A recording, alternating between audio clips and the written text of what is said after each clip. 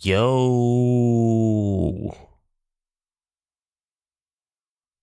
Good morning, everybody. This one's going to be a little bit awkward, I realize. One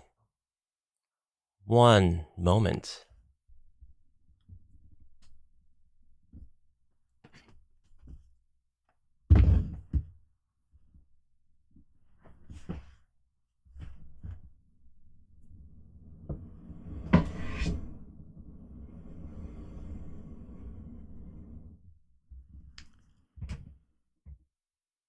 That might be better. Whoa, what is happening with my webcam? Holy crap.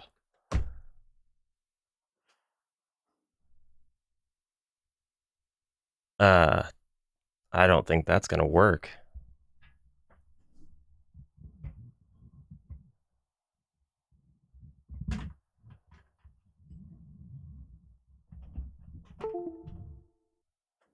There we go. There we go. Frequency issues. Holy crap. Okay. Good morning, everybody. Welcome back to the channel. I am Ash. And, hopefully that's all fixed. This is going to be a bit different. My camera setup is quite different. I've got my webcam facing the... Oh, the picture is cleared up now and not glitchy because it's completely frozen. I'll have to get on that. Hold on.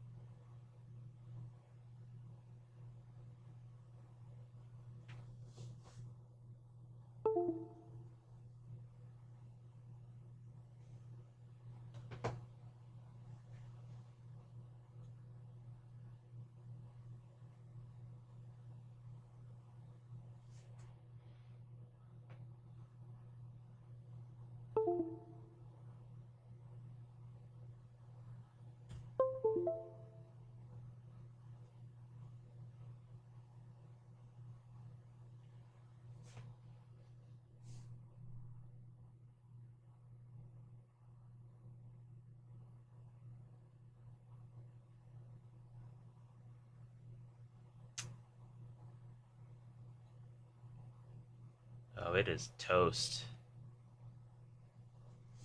It is absolutely toast. What on earth? I think my webcam is... Well, it's possible that it just won't work with a USB 2.0 connection. So, mitigate this damage, I'm going to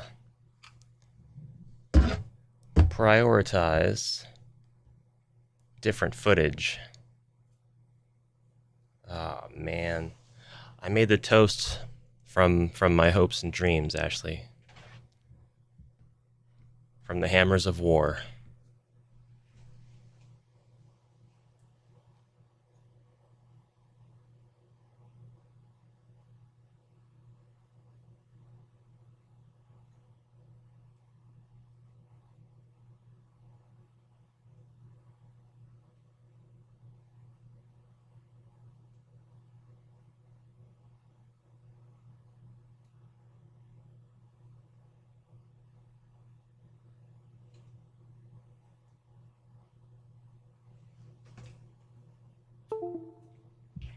And it's weird because mean, it worked for a second. I think if I shut everything down and turned everything back on, that it would be fine. But I'm not going to do that. I'm just going to go ahead and say, for now, goodbye to this webcam. I've had it for a year, 2 years, maybe. And it's been loyal to me, sitting on top of my PC, not being used, except for maybe 2 hours of its life.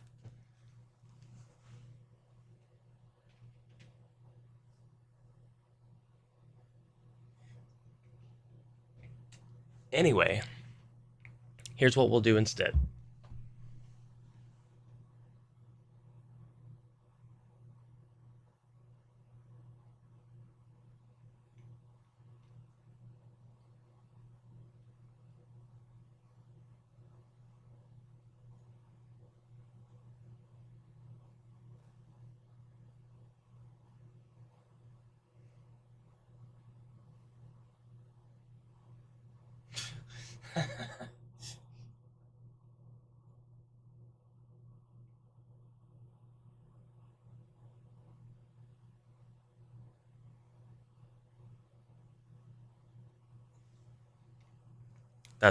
Thank you very much, Gravendall, for the $10 memorial donation.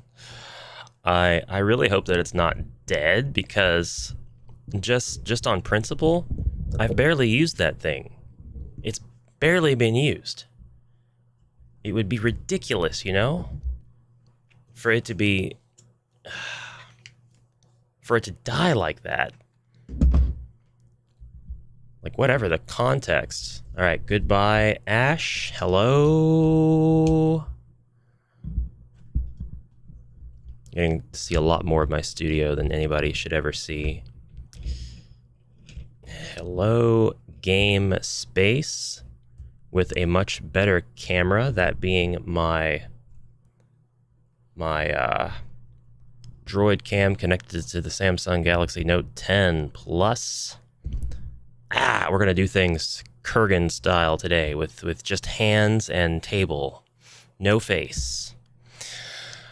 Yeah, rare shot of my collection. There are board games behind board games at this point, and I need to really think about moving some off onto the shelf next door, and getting just getting rid of all the stuff on that shelf. Just getting rid of all of the things I don't need, like tools and supplies and all that crap. Toilet paper, I don't need that stuff. Just put board games on all of it. All right, this is me. Late start. I am going to thank Gravendall once again, because I'm going to go ahead and take that $10 and I'm going to apply it towards a fantastic webcam that I found. That's, in my opinion, it's going to rival the camera that I use for everyday use now. And it should make recording and editing a lot easier for me, because it's a webcam and it'll be able to get recorded at the same time as everything else. I won't have to do so much synchronization. Giles, you didn't miss anything except for my camera dying, so I have decided to use my normal smartphone camera, which is the best quality camera I have anyway, and that's going to be the thing that's pointing towards the table, because the most important thing today is Warhammer Quest. Warhammer Quest is a game that was made in 1995 by Games Workshop. But this is their glory days. This is when they were legendary. This is when they stood for something. And in the next hour and a half-ish, I'm going to learn how to play. And that is all there is to it. Anybody who wants to step in and say, hey, Ash, idiot, that's not how you play, anything like that, I see. No problem, Giles. No, literally the only thing was just me shuffling my cameras around. No setup has been done. Good morning and cheers, Ward Icon. I promise these are the hands of Ash, the knuckles of Ash, the fingers of Ash. Although my face is going to be secondary today. And We'll just flip through the getting started guide. I think that that's probably... Oh, and my microphone is set up a little bit strangely as well because it's pointing at my face and I should be talking off axis like a professional should, but my monitor is right there. So when I turn to see who all has spoken to me and the like, by turning to my monitor, I pass by my microphone like that. Good morning, Elviler. Good to see you. And also, thank you all for dropping in. I want to say hi to Ribby, Gravendoll, Evolution Artist, Elviler, Giles, Ward Icon, anybody else I've missed, hello. We're going to play some Warhammer Quest. We're going to try. It may be that I spend the next hour and a half doing nothing, but we'll get there. Warhammer Quest, getting started sheet. This game comes with all kinds of literature. As you can see, it comes with the rule book, and it's a good size rule book, thorough for its size. An adventure book, which has the adventures, and a lot of these are multi-part. The Idol Chamber, Part 1, Sacrifice. Part 2, Desecration. Part 3, Kill the Shaman. Part 4, Daemon Summoning. Return the Staff, Sword of the Electors. Lots of exciting quests. And then we've got the roleplay book, which is probably, to me, the most exciting and interesting aspect of this entire thing, because the roleplay book is freaking huge. The roleplay book is enormous. There's almost 200 pages in this thing. And I don't know what the differences are necessarily right now, but what I'm going to go ahead and do is just play the most basic version of the game that I can. So Warhammer Quest Getting Started sheet. This sheet is designed to get you started with Warhammer Quest straight away before you start reading the rulebook. You'll need the Barbarian miniature. Grab that. By the way, these guys that I have are painted, and they are unfinished. I didn't paint them. They came this way with the game. So my Barbarian is very, very white with primer, and my Wizard is also very, very white with primer as well. Loving the focus on my camera there. And we'll get my dice tray out with all of the Warhammer dice. Lots and lots of dice used in Warhammer, and they're all six-sided, which is kind of disgusting, but it is what it is. And 6 goblins with bows. Take these models out of the box and clip them onto some of the smaller square bases. Don't worry about gluing them for now. Well, too late. They're already I think they're already glued. They might not be. So I got my goblins with bows right here. They're painted pretty well. They're not bad.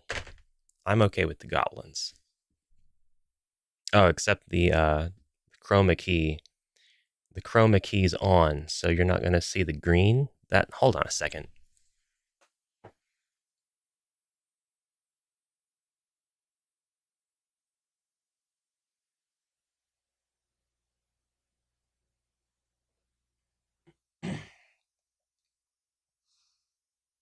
Filters, chroma key. Go ahead and silence that chroma key so we can see the green on these goblins. I actually really like the paint job that the original owner gave these guys. I like them. I like them a lot. 6 of these bad boys. Don't need that Wizard. Get out of here. The rolling tray. Thank you. The rolling tray is a great example of budget gaming. This was $1 at our local Dollar Tree store where, you know, the kind you go inside and everything's $1. And this felt was also $1. It's cut to size and just glued into the tray. So really, really shoddy handiwork. It's nothing fancy at all. I wanted a tray that was a bit soft so the dice wouldn't be making a lot of noise when I rolled on camera, but that's what it's for. It's for rolling on camera. It does a great job, and I'm rather proud of myself anyway. Might paint it, might make another one, slightly different colored, I don't know. Take these models out of the box. Now take one of the square card room sections.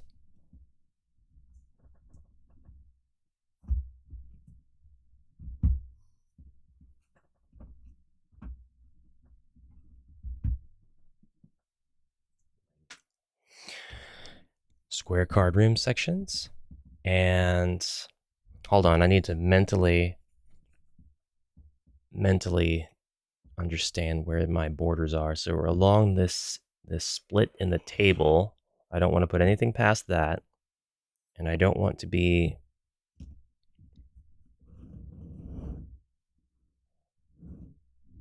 that close, and I don't want to be farther away than my arms necessarily can reach.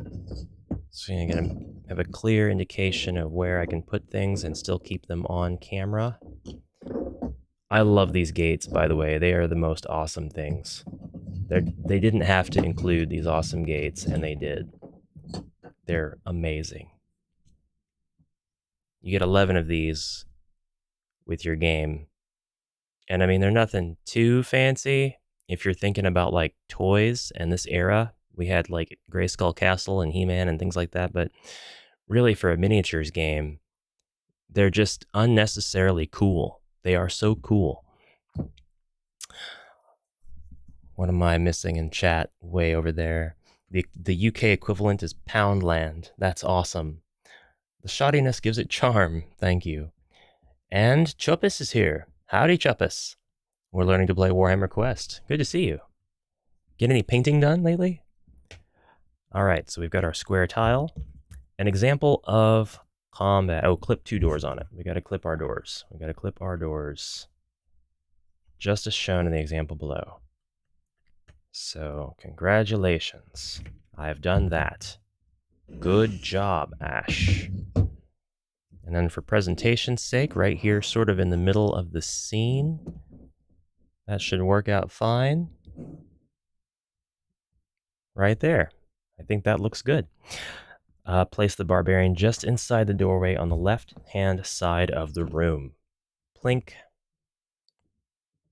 Nice big squares, I appreciate that. He wants to move through this room to see what lies through the door. However, there are 6 goblin archers lurking in the shadows. Place them on the board as shown. The goblins are standing off, ready to fire their bows at the barbarian. I think we got 4 on the back here. Doesn't really matter if we turn them a bit.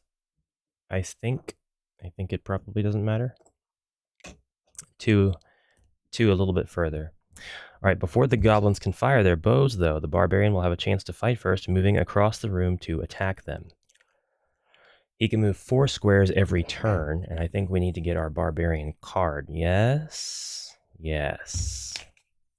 We've got a number of these hero cards, and then we have a number of what they call the advanced profile version. This is for battle level 2, 3, 4, 5. I'm not going to worry about the additional battle levels at this time. I'm just going to go ahead and I think I probably just need to use this double-sided single card for now, especially since I've only got 1 level. I'm level 1 here in this example.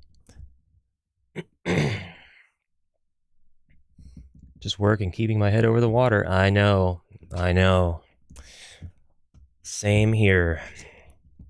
I may be a YouTuber, but it's not the job. It's not the day job yet. One day, that's my dream, and it's a dream that I will attain.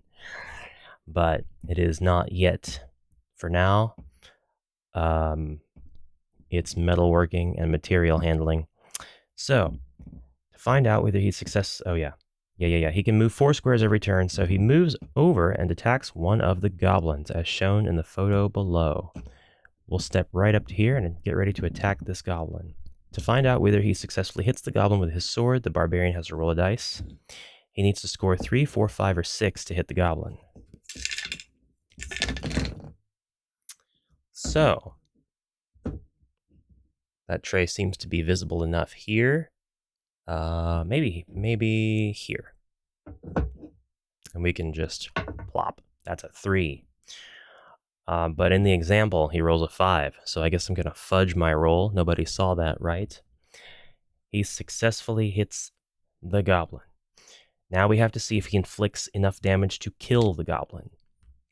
To do this, we roll another dice and add the barbarian's strength value to the score. So we've already used the barbarian's move of 4.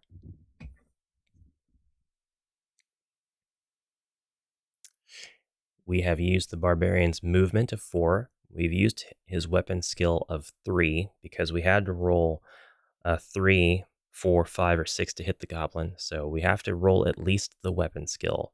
Anything below that, I believe, would be the miss. We haven't needed to use the ballistic skill because we're not firing any projectiles. Now, these other ones will come into play, I reckon. The barbarian has a strength of 4. There it is. So if we roll the dice, we would see if we could inflict enough wounds to kill our target. In the example, we roll a 3 on the dice, which means we inflict a total of 3 plus 4. So I get to roll 1d6. And in the example, you roll a 3 on the dice, which means you add that to your strength of 4, and that's a total of 7. A goblin only has 2 wounds, which means that it can only sustain 2 points of damage before it's killed. Some of the 7 wounds inflicted on the goblin are soaked up by its toughness. It has a toughness of 3. So 3 of the 7 hits caused by the barbarian do not get through. But the other 4 wounds do, and so the goblin dies. Today YouTube, tomorrow OnlyFans. Yes, handsomely. Yes, subscribe to my OnlyHands, and we'll play Warhammer every day. Perhaps we'll think of new and unconventional ways of rolling the dice on the OnlyFans. Anyway, we'll go ahead and leave that to everybody else's imagination. Now is the turn of the 5 remaining goblins. So I need to, because I'm a bit slow at absorbing the information such that it stays with me, I'm going to roll through this example again and roll the dice myself. Barbarian moves 4. 1, 2, 1, 2, 3. And we're going to roll a dice. Weapon skills 3. I roll a 2. That must mean that I miss. One moment.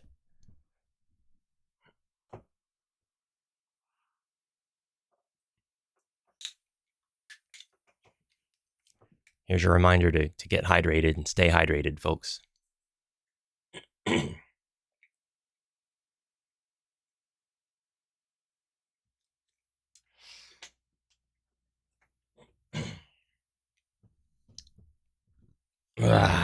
All right, good. Good stuff. I missed, so that would be the end of my turn. The goblins would lay waste to my poor barbarian body.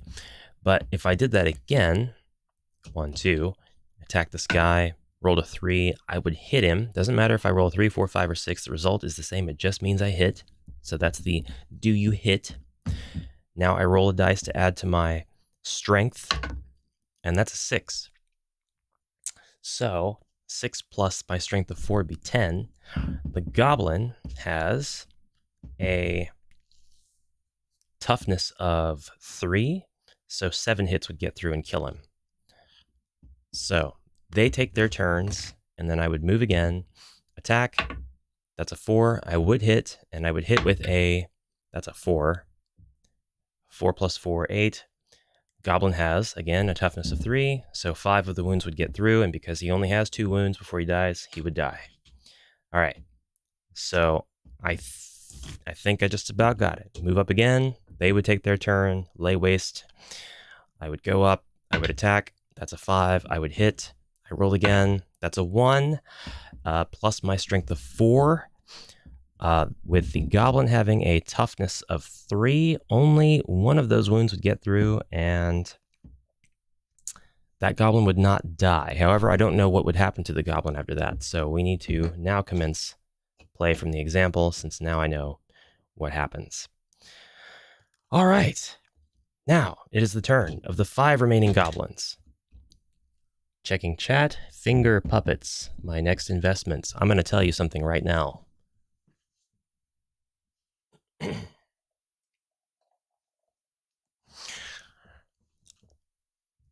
You can expect a level of silliness from this channel at any given time. It's not going to take itself that seriously, but I do have a co-host now. Cornelius, say hi. Don't be shy. It's okay, Cornelius. Cornelius is too shy right now. We'll work him into it. We'll probably have a couple of skits involving Cornelius.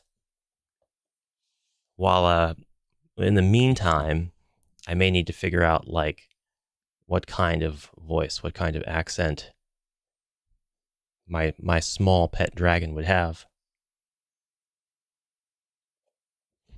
So, yes.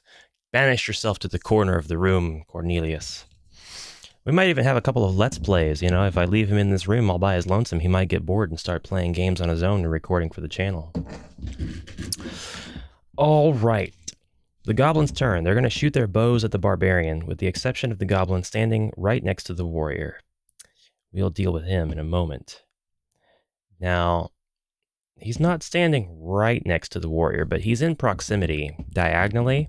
So I guess this game, just like the video game, and I'm going to draw comparisons where I recognize them, means that he can attack melee. Hero Quest, we can't do that. You have to have a weapon that can attack diagonally to attack a foe that is not adjacent to you orthogonally. So if you have a ranged weapon, generally you're allowed to fire your ranged weapon at the diagonal spaces. So in Warhammer, I need to get used to the idea that diagonal is adjacent. Diagonal is adjacent, orthogonal is adjacent, and everything beyond that is, I think, in the range of a ranged attack. Make him an English butler, just to hear you do the accent. Dragonheart voicing. Listen, these are great ideas. One, you're saying attempt to do a Sean Connery, and that would only bring shame to that accent. It wouldn't raise me, it would lower that. So I don't think I'll do a Scottish, because if I start to try to do a Scottish, I will easily throw myself into an Irish, a little bit of a what's it called? What's the one called? Not Cockney, Oxford. And I'll easily weave between those because I can't consistently do an accent.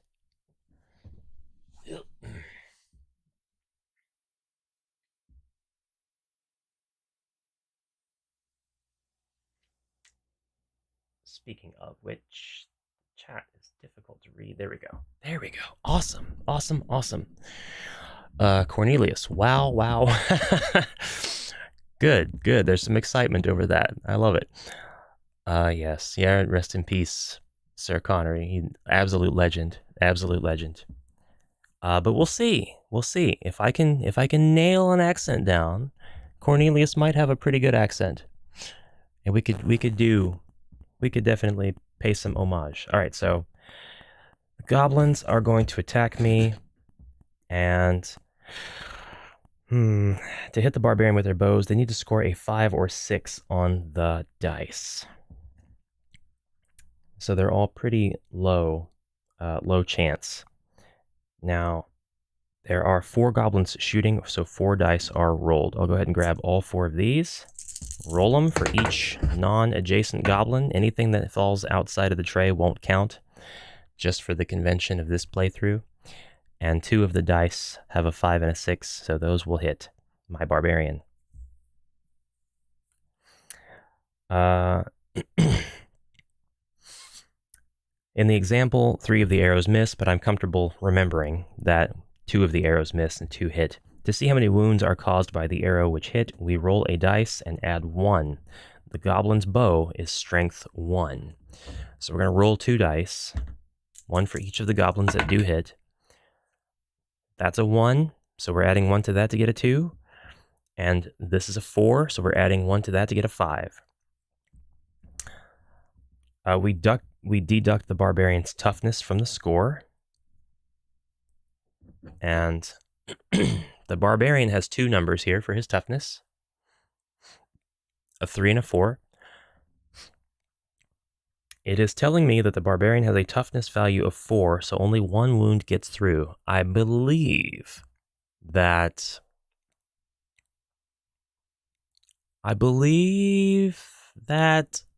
the number in the parenthesis then is for ranged, because that doesn't make any sense otherwise, right?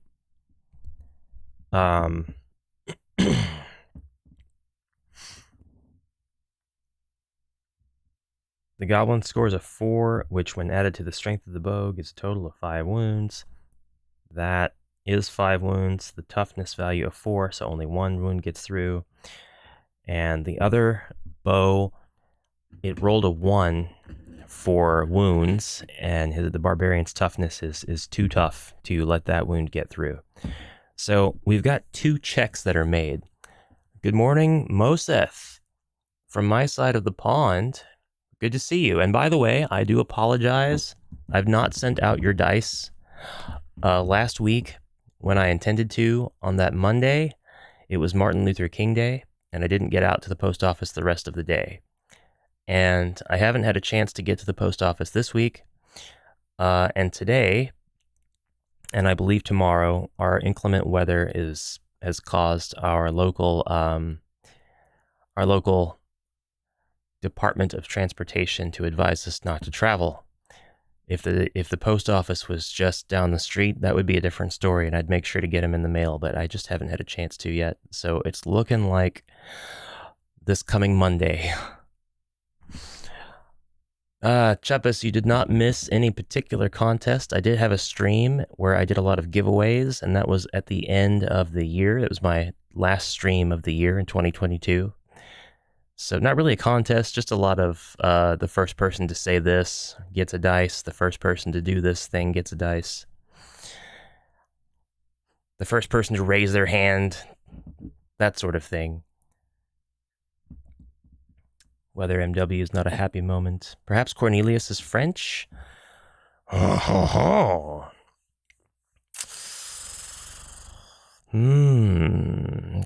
Possibly. I don't know. I don't mind that, but I'm not sure that I would be able to do anything but sound villainous, which might be exactly what people would like to hear. All right, I think I got this down. See how many wounds we caused by the arrow which hit. Got that. We deducted barbarian's toughness from the score, just as the goblin deducted his toughness. Only 1 wound got through. I now have 11 wounds left, and to keep track of all that, I have this. I have the adventure record sheet. I actually have a pad of these. This top one's got a bit of stainage on it. I don't know what from. That came with it all, so that's fine. I think it's just age and having sat in the box. But I've got a bunch of clean ones. This one's a bit dirty, but this is the one that I'm going to use for this video because no risk really. And I'd love to always have these available to photocopy and all of that good stuff. So I'm not going to blow through these on the pad, but it's a pretty thick pad. I know they're not being made anymore and all of that, but I'll go ahead and use a few on the pad because I love to immerse myself in the time of which the game was made and that sort of thing. Definitely a collector's item. Voice changer for the win. They could do a voice changer, but that wouldn't do an automatic accent.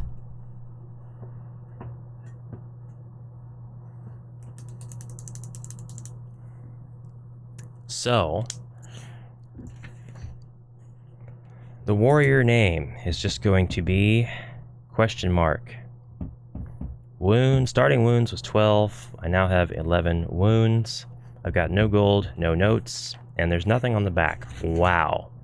That is one of the most bare bones adventure record sheets I've ever seen. The ones in Lone Wolf or more. Place the blah, blah, blah, blah, blah. Alright, the remaining goblin is too close to the barbarian to shoot at him, and so attacks with his sword instead. He needs to roll a 4 to hit the barbarian, and he rolls a 5. A hit! The gobbo has a strength of 3, the gobbo, I love that, and so adds +3 to his damage roll. He scores a 1, which means he causes 1 plus 3 equals 4 wounds. The barbarian deducts his toughness of 4, so no wounds get through at all. Alright, so we're just doing checks. We're doing checks against weapon skill, and then we're doing damage. We're doing hit checks against weapon skill, or accuracy checks against weapon skill. Then we're doing damage checks against toughness. I don't know why the barbarian's toughness is 3 with the 4 in parentheses, because the 4 was used in both the melee and ranged examples for this tutorial fight. But that's okay. I'll figure it out. I'm sure it will become clear in no time. If only Nicholas was here, he could guide me on the path. Name him Wolfgang Heartbreaker.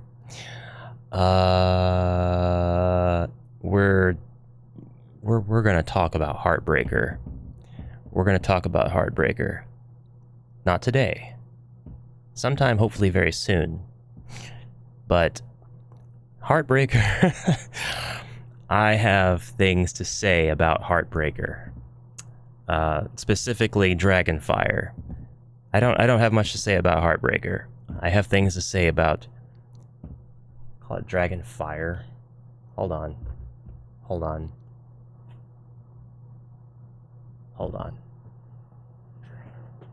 Yeah, it's Dragonfire. I had to look under. Thought the 4 in brackets was due to barbarian having thick furs. Is that it? Let's read. Let's actually just read the card here and see. Equipment, he has a lantern. Weapon, sword, causing 1d6 plus 4 wounds. Armor, thick furs, giving him +1 toughness. Pinning, breaks from pinning on a roll of 6+. Alright, special rules. So that his toughness is 3 if he doesn't have the thick furs, is what I'm understanding then. And his weapon skill doesn't change, but his strength does, based on the weapon that he wields, because it's the sword giving him his strength of 4. Is that right? I think that seems to make sense to me. The reason that it's difficult for me to absorb this stuff is probably the naming convention. I did not know Heartbreaker was a name already.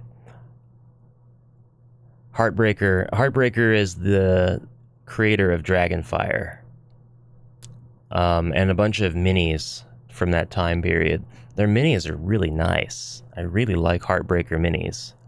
I don't have any of them, but they look really, really nice. But Dragonfire is something that needs a video. We need to talk about Dragonfire. Okay. Special rules. We won't worry about the special rules just yet. On the back, we just have a whole bunch of lore. Lore is great, but we need to continue with this example. No wounds get through from the melee attack. Well, let me go ahead and do the melee attack roll. First of all, he rolled a 6, so he definitely hits. And now we have to add 3 to whatever we rolled next, and that's a 4, so it's a total of 7. The barbarian has a toughness of 4, and he sustains 3 wounds. So for the purposes of this demonstration, the barbarian now has 8 wounds left. And so the combat continues, with each side taking in turns to attack the other. You could play through a few rounds of combat, as outlined above, and see if the goblins win, or if the barbarian triumphs in the end. Let's do that. Alright, so here we are. I'm going to attack this goblin with my barbarian. I roll a 1, and, that's not gonna work. The goblin has... what exactly? 3? I don't have a way to look at the goblin stats. That's what I really need here.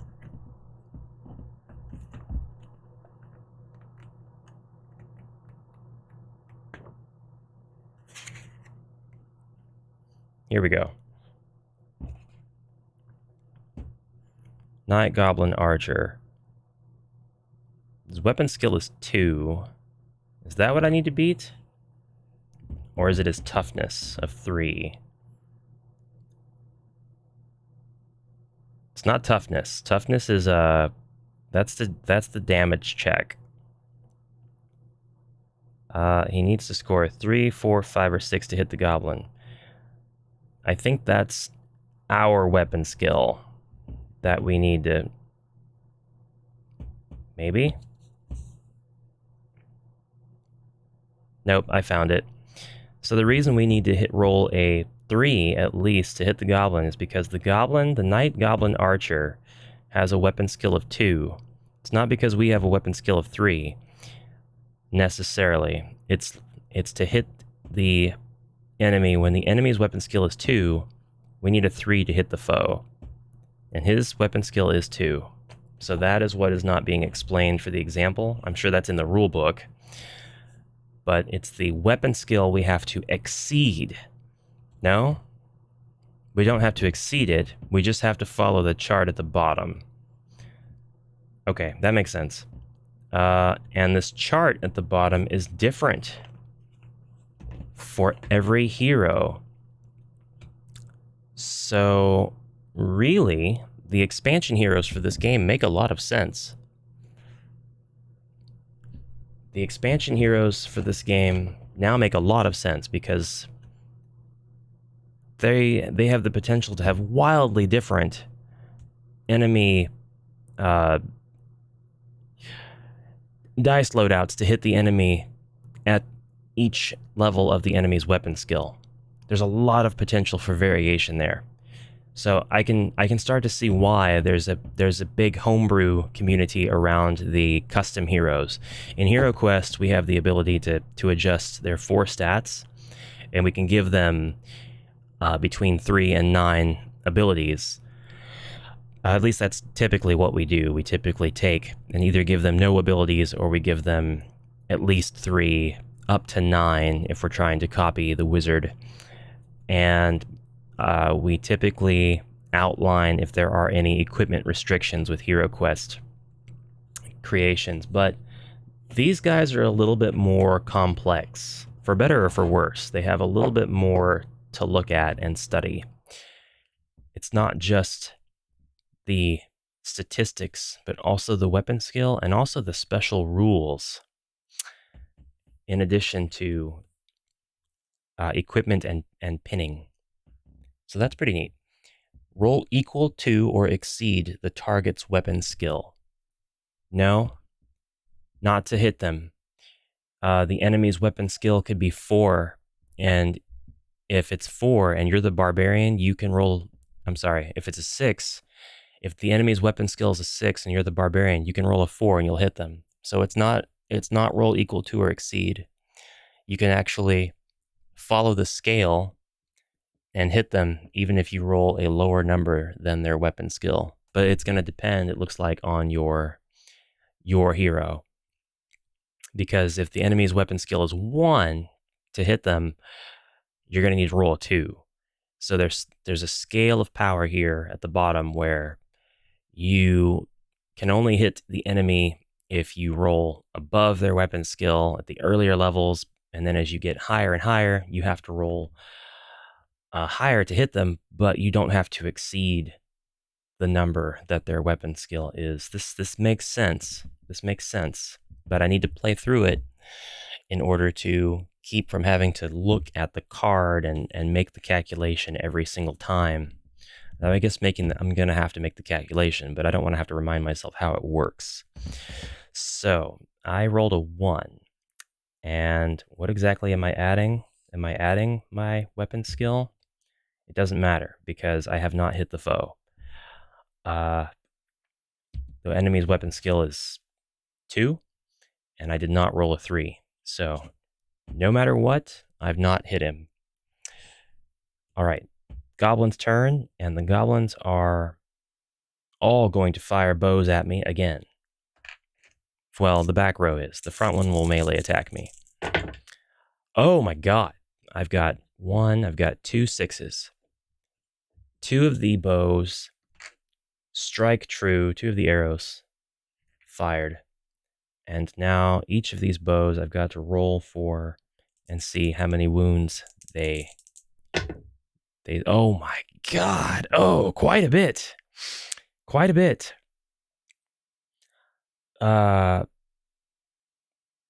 Let's see here. We add 1 to each one because the goblin's bow is strength of 1. So we have a 7 and we have a 6. If we add 1 to the 6 and 1 to the 5, we have a 7 and a 6. So will take me down. Well, I got to block out 4 and 4. So 4 deducted from 7 is 3, and 4 deducted from 6 is 2, and I'm going to lose a total of 5 wounds. Sustain a total of 5 wounds. Get a total of 5 wounds. I don't know how the terminology, how it should be spoken of. But all right, it's the barbarian's turn, and he's going to attack this goblin again. This time he rolled a 2, and that's not enough. It actually wasn't the barbarian's turn; it was this goblin's turn. So let's strike that from the record. This goblin is going to attack. The goblin needs to roll a 4 to hit the barbarian. Let's look at the reference chart for this monster. His weapon skill is 2, armed with bow, strength 1. But he doesn't have, oh, here it is. Here it is, the 2-hit chart. The attacker's weapon skill, if it's a 2, and the defender's weapon skill is a 3, he has to roll a 4. So was I wrong about the sliding scale? No, I was not wrong about the sliding scale. The 2-hit chart in the back of the book is 4 monsters. Specifically for monsters attacking and heroes. All right. So he's going to roll to attack the barbarian, and he rolls a 4, so he does hit the barbarian, and the amount of damage that he does is, stop rolling against that, a 5. My God. So the 5 plus his strength. He has a strength of 3, so that's 8. And the barbarian has a toughness of 4, so that's going to be 4 wounds inflicted, which means my barbarian has fallen. All right. That was a train wreck. But we have our result. I think I can work through one more round from scratch, this time not following any of the example numbers and just referencing what I need to see in the back of the rule book pertaining to goblins. So I'm going to change the presentation up just a bit.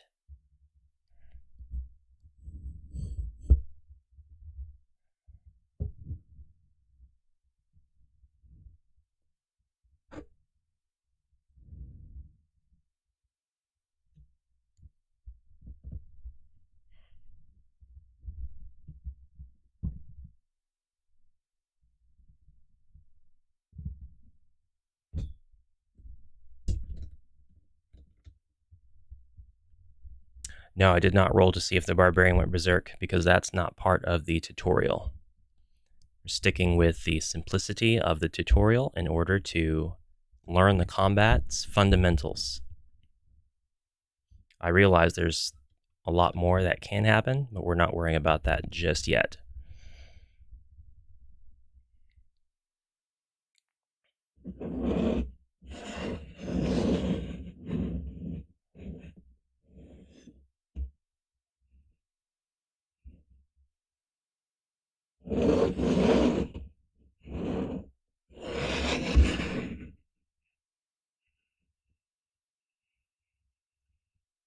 There we go.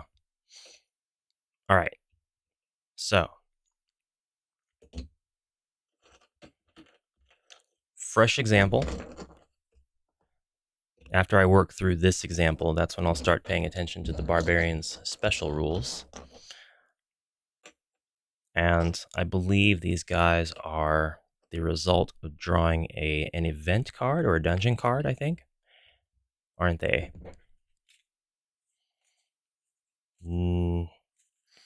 No, those are just outlining the types of runes. What about rooms? What about the event? The event, yes. That's what I need. The event card. This is actually the first thing I drew was actually the example fight. So this gives me the statistics of the goblin.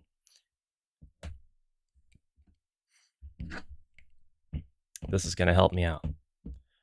Before fighting the Night Goblin archers, take another event card. Oh my god. Why on earth? So the board game plays just like the stinking video game.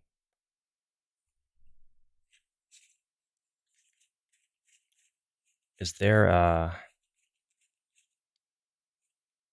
we have a ton of cards here, a ton of cards that are blank that came with this. I love that. Blank event cards. That is awesome. One of them has been filled out. So you can actually see that somebody transferred the stats of the black orc to this card so that you can run into a black orc or a number of black orcs equal to a 1d6 roll. I'm looking at the rest of the event cards. Okay. I do see that there are other event cards, 2d6 snotlings, 2d6 giant bats, goblin spearmen. They do not all have the take another event card. There might be a couple in here that do, but it looks like the majority don't. So it looks like the majority of these encounters will not be ridiculously hard. Ugh. Dive on in the deep end. I'll get there. I'm a bit slow of a learner though. I understand my learning pace. And the thing is, I'm slow to get there, but once I get there, I tend to try to master it after that so that I can help other people learn in a way that's hopefully intuitive. So as soon as I get into this and I really, really get my head wrapped around the flow naturally, that's when I'll start. Well, we'll see. The hope is that I become an awesome, fluid Warhammer Quest player. Because I would love to do solo games of Warhammer Quest on the channel. I would love to. And maybe eventually with Tabletop Simulator, fight other people as well. Not fight other people, but fight alongside other people. So here's our Goblin Archers. Would love to get that card in the shot. Would love if my camera would aim just a little higher. Would love that. There we go. Now I think it'll naturally drop just a bit. But it can drop just a bit. It won't be a problem. Okay. I'm ready to fight. Let's go. I have an opportunity to go into this room and fight these goblins, and I will do that. So my barbarian will move here, and I'm going to attack the first goblin that I'm adjacent to. I'm going to roll, and I've rolled a 3. Make sure my barbarian card is in view as well. The enemy's weapon skill is 2, and to hit him, I need to roll a 3, and I did. That makes sense. I like being able to look at numbers and cross-reference them. So good, good, good. The next step is to see how much I damage him. I've rolled a 3, add my strength of 4, that's 7. The goblin has toughness of 3. He absorbs 3 of those hits. He gets 4. He's only got 2 wounds, so he has perished. This is going to play out just like the last one with the remaining 4 goblins attacking with their bows. And 1 of those bows hit while the other 3 missed because those goblins are terrible at their single one job that they have to hit this barbarian who's the size of a moving barn in this small cramped corridor. Missing him entirely, They could probably blame it on the shoddy craftsmanship of the bows themselves. Good morning, Dale Cooper. Only recently started getting into HeroQuest. Welcome to the club. It's full of a ton of people who love the game, many of which pester Avalon Hill with the same, 4 requests. We'll see, though, where the community goes after we get those 4 requests. I kid, or do I? Thank you for watching. Thank you for watching. Plenty more content where all this comes from, that's for sure. Plenty more. Earlier on in the stream, I let slip a sneak peek of my board game collection, which you can find on the channel elsewhere. And it's pretty big. So, they're all going to make it onto the channel at some point. Now, the goblin that fired the bow. We've got some special rules. When shooting with their bows, night goblin archers need to roll a 5 or more to hit. A goblin's bow has strength 1 and causes 1d6 plus 1 wounds. All right, no problem. It causes 4 wounds total, but my barbarian's toughness is 4, so he shrugs off the single arrow. Perhaps he catches it in mid-flight and crunches it between his mighty fingers.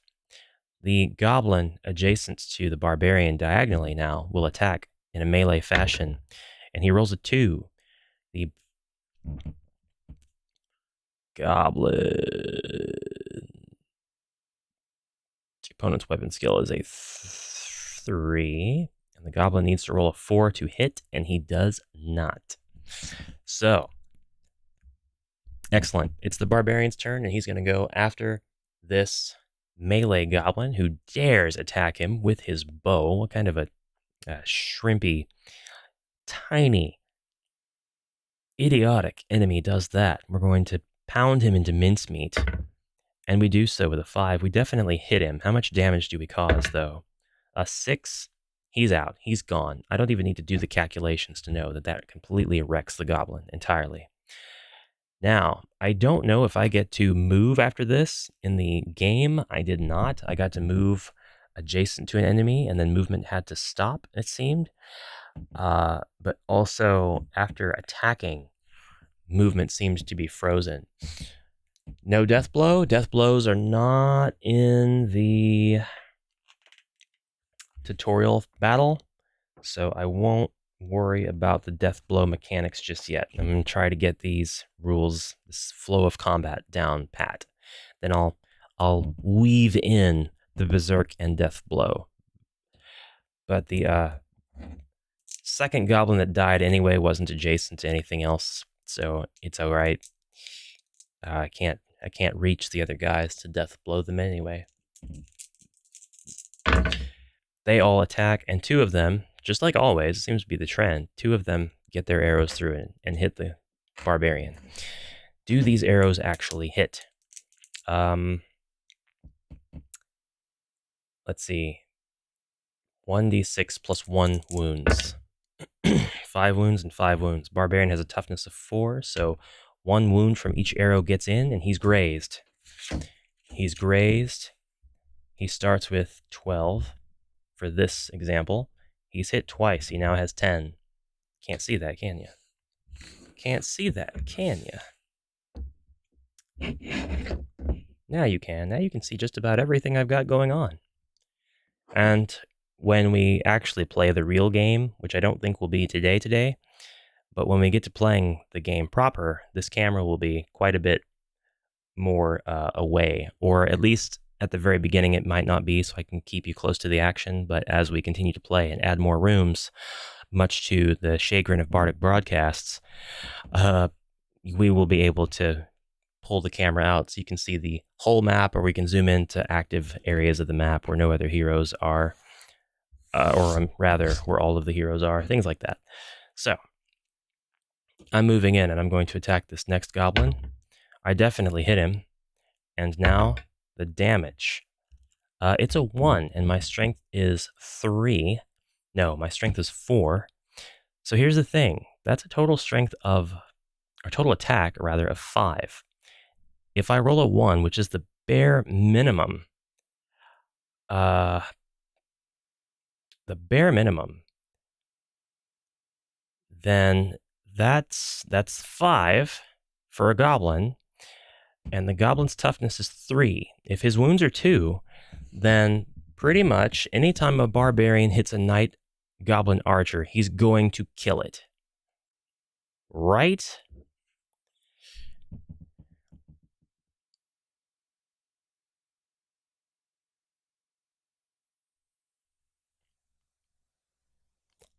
I think that's it. I think that's factual. If I even roll a 1, so at this point, I know if I hit the goblin, it's going to die. I just have to hit it. And that's just going to be for these knight goblin archers. So he's gone. I've got 2 that can attack me with bows and 1 that can attack me with melee. The bow firers do not hit. They've not rolled at least 5s. The one that's close rolls to attack, and he rolls a 4. His weapon skill is 2, but my weapon skill is... Your enemy's weapon skill doesn't matter. Enemy's weapon skill doesn't matter when you're making this determination. Or rather, the target's weapon skill doesn't matter unless you need to look at that chart. No. We don't care about his weapon skill. We care about the roll. And the roll is 4. And my weapon skill is 3. So he hits me with a 3. He's got to roll at least a 4 to hit me. I've got to roll at least a 3 to hit him. He's got to roll at least a 3 to hit me. Or a 4 to hit me. Got it. All right, and he does. So damage time, 1 plus his strength of 3, and I just completely shrug off the entire attack from the melee goblin because my toughness is 4. Nothing to worry about here. Nothing to worry about here. Next, I'm going to attack this goblin. So, doing so now with a 6, it definitely hits, and as we've established, it doesn't matter what I roll. I could roll a 1, but I roll a 6, and that takes him off the board entirely. If I rolled a 1, it would have been the same result. He would have died. It is now the goblins' turn. They fire their bows yet again. They don't roll 5s, so they don't hit. They miss. I'm going to move in, and I'm going to attack this next goblin. I roll a 2, and that's not enough to hit him, so I miss. It's one archer goblin's turn to fire a bow. That's a 5, so he does hit. And he, whoops, nope. Got to stay in the tray. It's 2. That's a 2. We add 1 to that. It's a 3. That does not overcome my toughness. It does no damage whatsoever. The melee ranged goblin rolls a 4, and he does hit. He ends up rolling a 3 plus his strength, which is 3. That's a 6. Minus my toughness, which is 4. He gets 2 wounds on me. 2 wounds on the barbarian. It's always a crying shame when a goblin successfully hits a barbarian. Please agree or disagree now in the chat.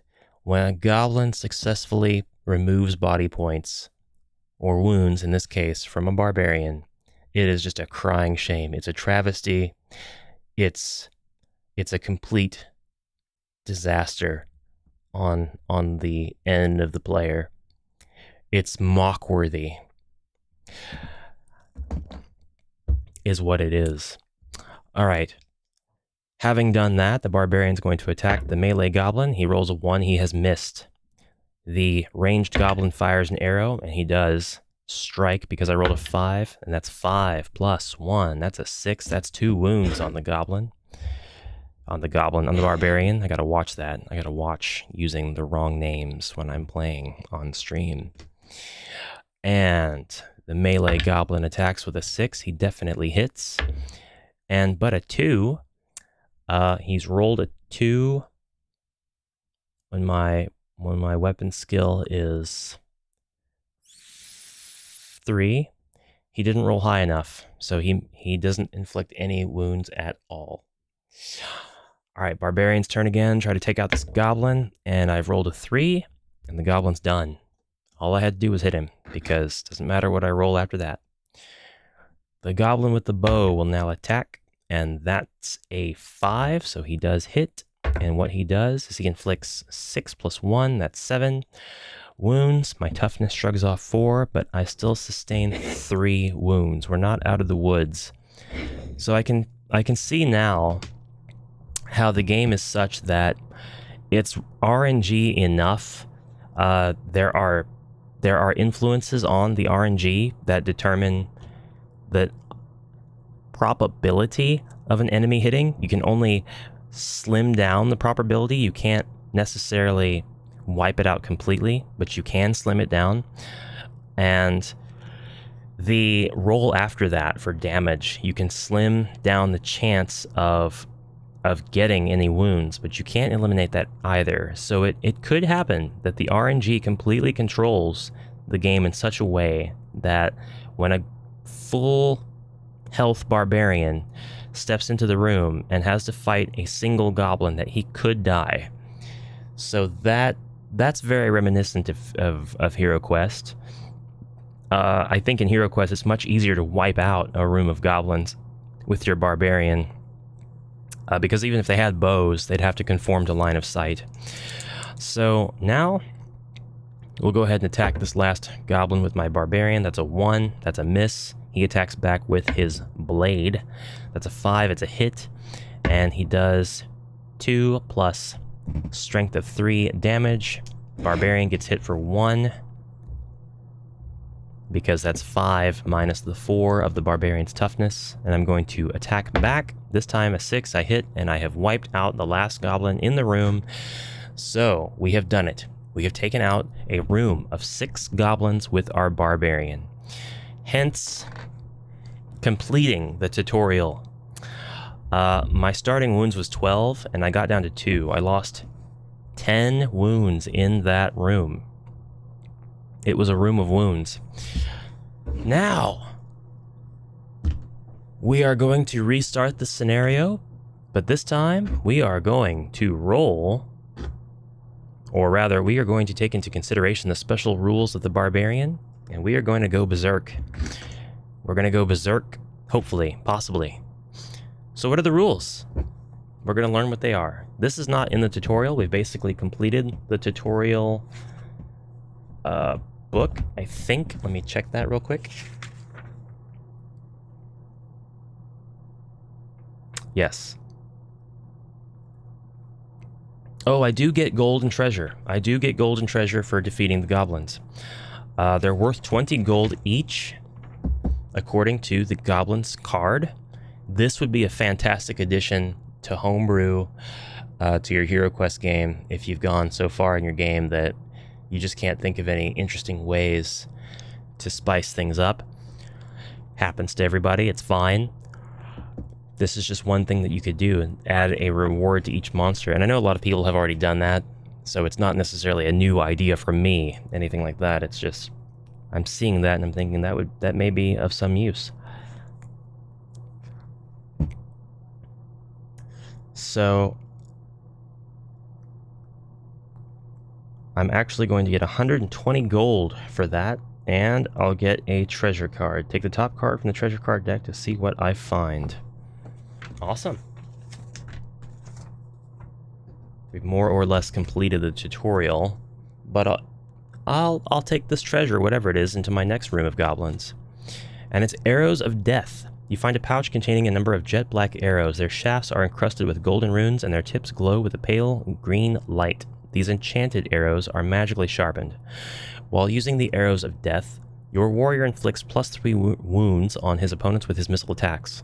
The Arrows of Death can only be used by a warrior with a bow. I don't have a bow. I only have a sword and equipment. Lantern. But that's okay.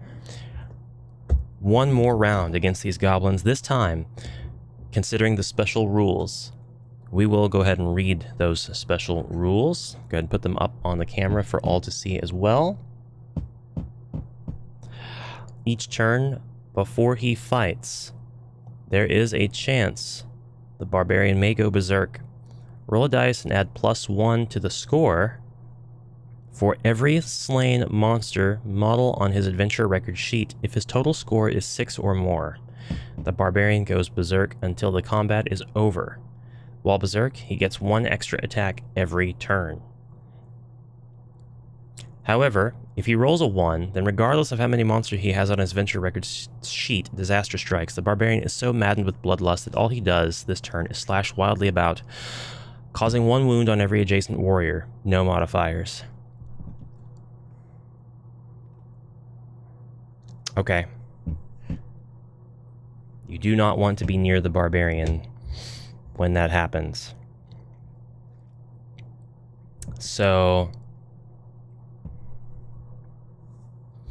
after the stream, I'm going to be taking this rule book and we're going to go check out how all of that plays out in some different contexts, different scenarios.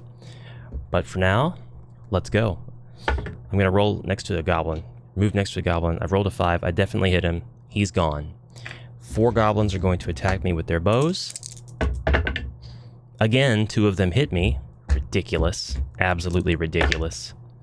But I sustain only 2 wounds. With 10 wounds remaining, the melee goblin attacks, and he does not hit. I'm going to turn my attention towards this goblin, and I'm going to destroy him. And I do. He's gone. Not rolling for the actual damage, because the barbarian will simply kill him. Not moving, and these 4 goblins are going to fire their arrows. I predict 2 of them will hit. 1 of them did hit. That's a little bit more refreshing. 1 of them hit, and it did hit me. It's a total of 6, and that's a total of 2 wounds. I'm down to 8.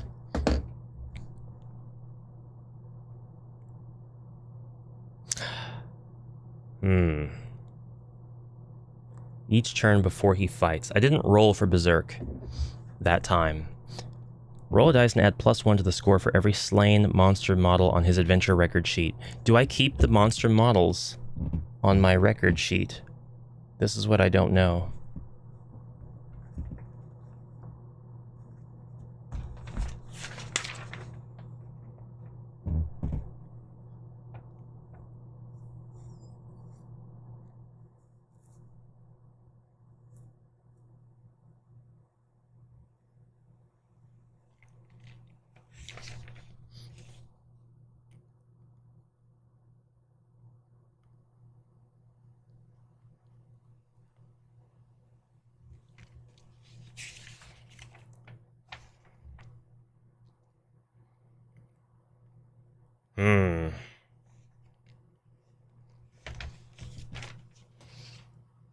When a Cimmerian feels thirst, it is a thirst for blood. When he feels cold, it is the cold edge of steel.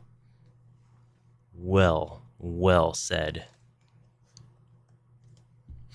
So, now, the idea is to get off that.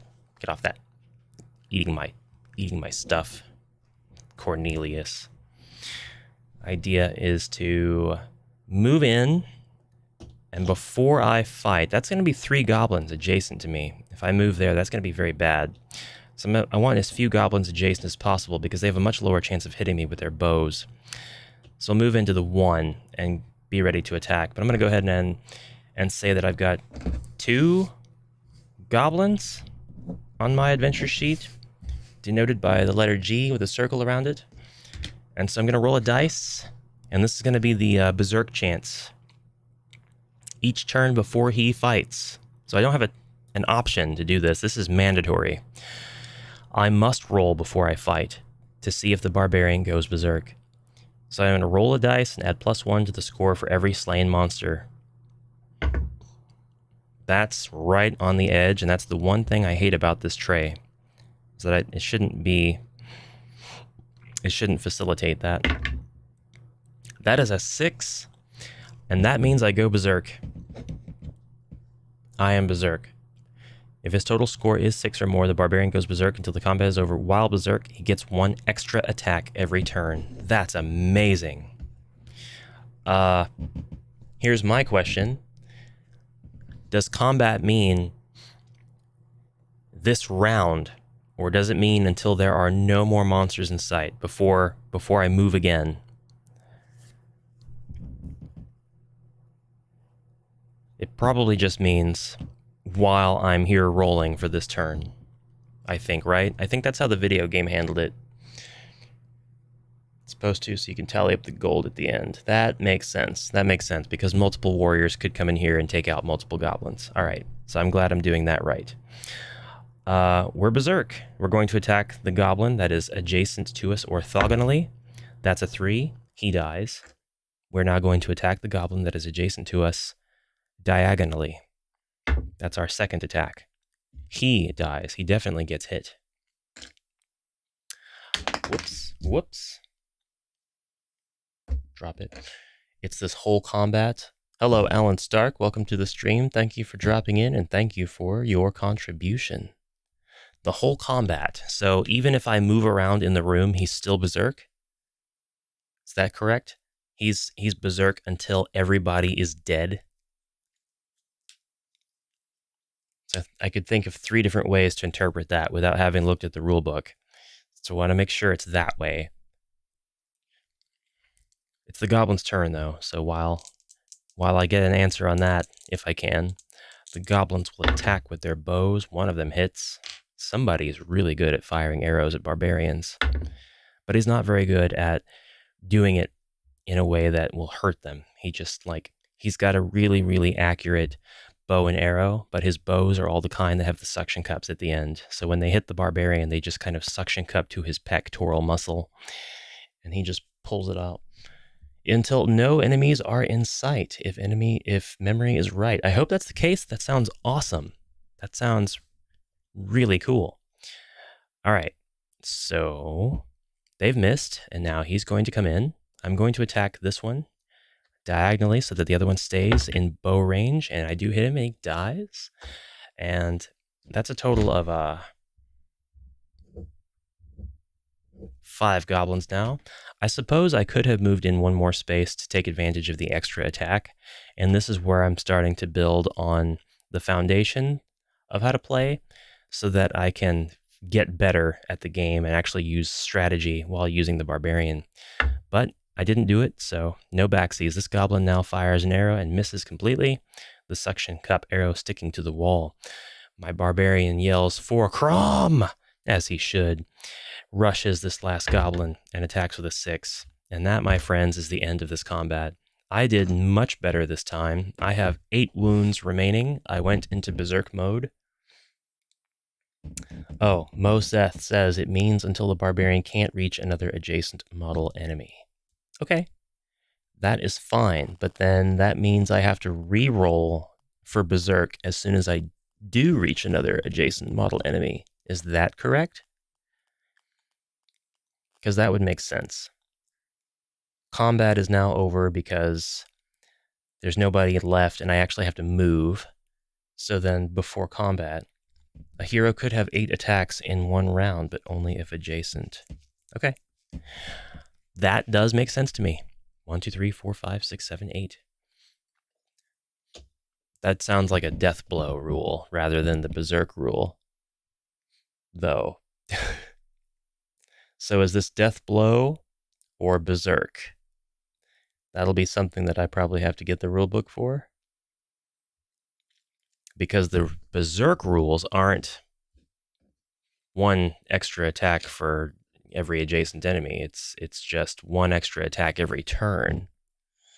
Don't think you can move, attack, move. No, that's not what I was asking. It was, does the berserk stay on your barbarian? But if it doesn't stay after you have attacked the last adjacent enemy, then on your next turn, you're going to move towards another enemy if you want. And then before you strike that enemy, you have to roll for berserk again, yes? That's how I'm interpreting that. I'll read into it. I'm going to make sure I do it correctly. But I feel like that's how it's done, right?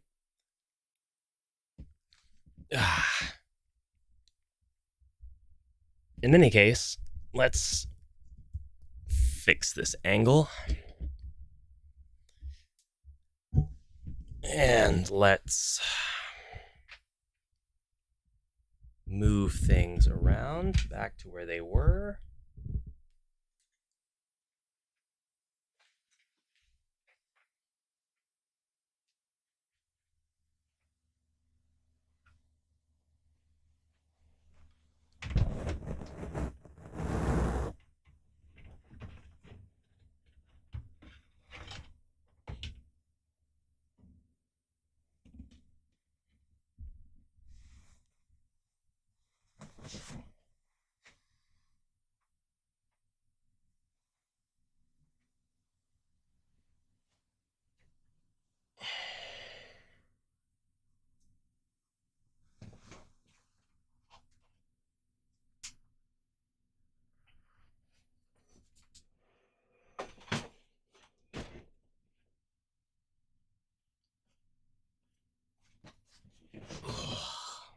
Okay.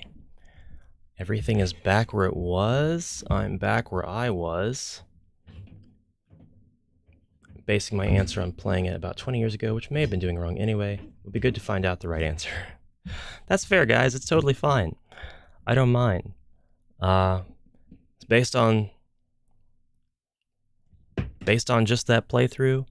I can see that there are going to be some ambiguities here and there, and that's totally fine because HeroQuest is full of them. HeroQuest is by no means a clear and concise rulebook game, and I appreciate when games can be, but I don't expect them to be necessarily. So, oh, did I think I figured out my webcam problem. I think I could see what was going on.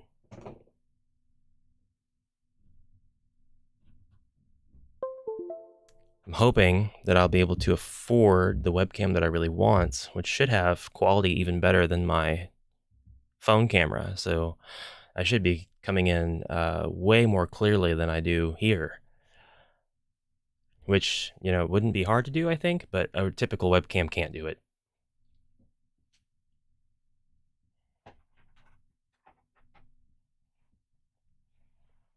So, just need to get down. Need to grab my baby takes the morning train.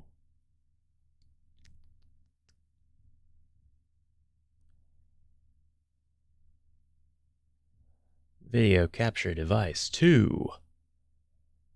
Properties, USB 2.0 camera. Do you work? Nope. It's still dead. Moseth says, yes, because that's a new combat round, so you'd have to roll for Berserk again. Perfect. Then it's crystal clear to me how that works.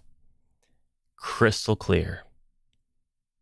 I love it when things work the way that I think they should. It's rewarding to think, oh, I understand this. All right, guys. That was me learning Warhammer Quest. I didn't want to make a whole lot of... I didn't want to give the impression that I'd be playing for very much content because I knew that it was going to be training and very slow, and that we were probably just going to get through the little tutorial, if at all. And I didn't want to put a whole lot of expectation that we'd make it through the goblins and then go through the Skaven example. I want to go through the Skaven example, but I think I'll save that till next Wednesday. But this was a ton of fun, and I definitely want to do the rest of the example next Wednesday, because I didn't actually go through the entire thing. After the page that tells you about the goblin room, there is another page that goes through a few more rooms to show you how searching for treasures and spawning the rest of the dungeon and things like that happen. That's important stuff to know, and it'll be good to go through all of that. And I will also be reading the rule book so that I can get a taste of how to do that full version. And yeah, we'll go from there. So thank you guys very much for dropping in. I really appreciate all of you. Definitely looking forward to new camera. If you'd like to toast your cheers in the morning with a custom Amalgamash coffee mug, Patreon, links in the description below. It's overpriced, but it can be yours in 90 days over for 3 months of patron subscription. We'll get that cup onto a proper store at some point so that it can be more cheaply obtained, and so that you can get it much faster. I think that would be great.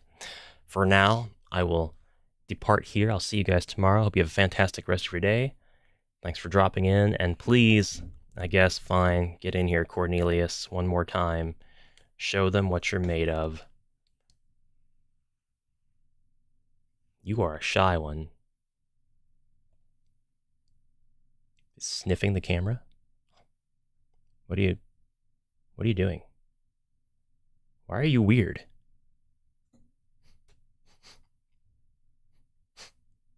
Cornelius, no! No! Bad dragon. Ah! I had spent it in good company, and all of the harm I have ever done, alas, it was to none but me,